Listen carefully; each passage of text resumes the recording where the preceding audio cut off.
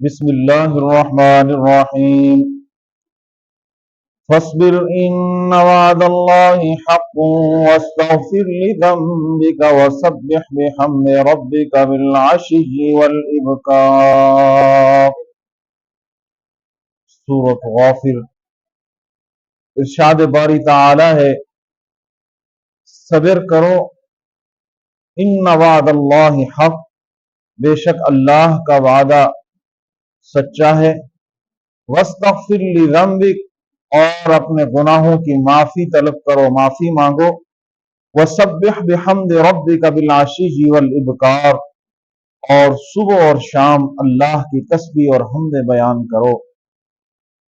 اس آیت کے اندر صبر کرنے کا حکم دیا گیا، اور اس کے بعد اللہ سے معافی، اللہ سے مغفرت، استغفار، رب سے اپنے گناہوں کی معافی طلب کرنے کا حکم دیا گیا، اور اللہ کی حمد و ثنا صبح و شام اس کو بیان کرنے کا حکم دیا گیا۔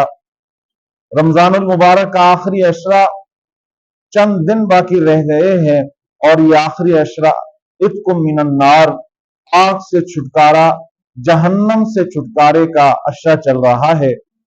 تو اس آیت کے اندر ہمیں یہی حکم دیا گیا کہ عبادات کے اندر اور دل جمی کے ساتھ اور محنت کے ساتھ اور یکسوئی کے ساتھ اپنی عبادات کو اضافے کے ساتھ اضافہ کر دیا جائے، صبر کرتے ہوئے اس پر قائم اور مضبوط ہو جاؤ اس عبادت کو کرنے کے اندر، اور اللہ سے جتنا ہو سکے استغفار کرو، توبہ کرو، کیونکہ نبی علیہ الصلوۃ والسلام آخری عشرے کے اندر یہی دعا اکثر پڑھتے تھے، اللہم انک عفو تحب العفو فاعف عنی۔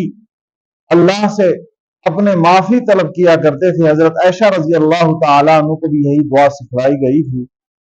اور اس آخری عشرے کے اندر لیلۃ القدر کو تلاش کرنے کے بھی انسان کو محنت اور لگن کرنی چاہیے، اور صبر کے ساتھ محنت کرتے رہنے چاہیے۔ مایوس نہیں ہونا کہ میں عبادت کرتا رہا ہوں، میں محنت کرتا رہا ہوں، مجھے لیلۃ القدر نہیں ملی۔ یہ نصیب والوں کو اللہ اس کی زیارت کروا دیتے ہیں، اور اس لیلۃ القدر کو وہ حاصل کر لیتا ہے۔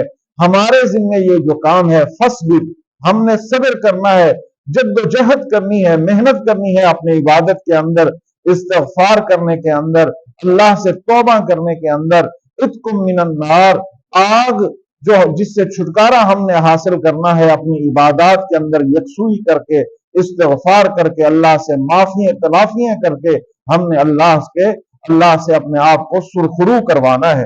اور اسی لیے فرمایا وَسَبِّحْ بِحَمْدِ رَبِّكَ، اور صبح اور شام تم اپنے رب کی حمد اور تسبیحیں بیان کرتے رہو۔ اس حمد و ثنا کے اوپر بھی تم نے قائم اور مضبوط رہنا ہے اور صبر کرنا ہے۔ استغفار کرنے کے اندر بھی تم نے قائم اور مضبوط رہنا ہے، اور اس عبادت کے اندر صبر کرنا ہے، دل جمی کے ساتھ عبادت کے اندر لگے رہنا ہے۔ صلہ ملنا، صلہ مزدوری ملنا، یہ اللہ کی طرف سے ہے۔ ہمارا کام ہے محنت کرنا، جد و جہد کرنا، عبادات کے اندر یکسوئی کرنا، اور اس کا بدلہ رب تعالی ضرور عنایت کرتے ہیں۔ کسی کی محنت کو اللہ تبارک و تعالی ریگا اور ضائع نہیں کیا کرتے۔ قرآن کے اندر آتا ہے وَالَّذِينَ جَاهَدُوا فِينَا لَنَهْدِيَنَّهُمْ سُبُلَنَا، کہ تمہارا کام ہے جد و جہد کرنا، محنت کرنا، لگن کے ساتھ ایک چیز کے اوپر لگے رہنا، دنیاوی معاملات ہو یا دینی معاملات ہو، اور پھر سبیلنا، پھر ہدایت، راستہ اور منزل مقصود کو پہنچانا، وہ اللہ کا کام ہے، وہ ہم نے اللہ پر چھوڑ دینا ہے۔ تو رمضان المبارک کا آخری عشرہ چل رہا ہے۔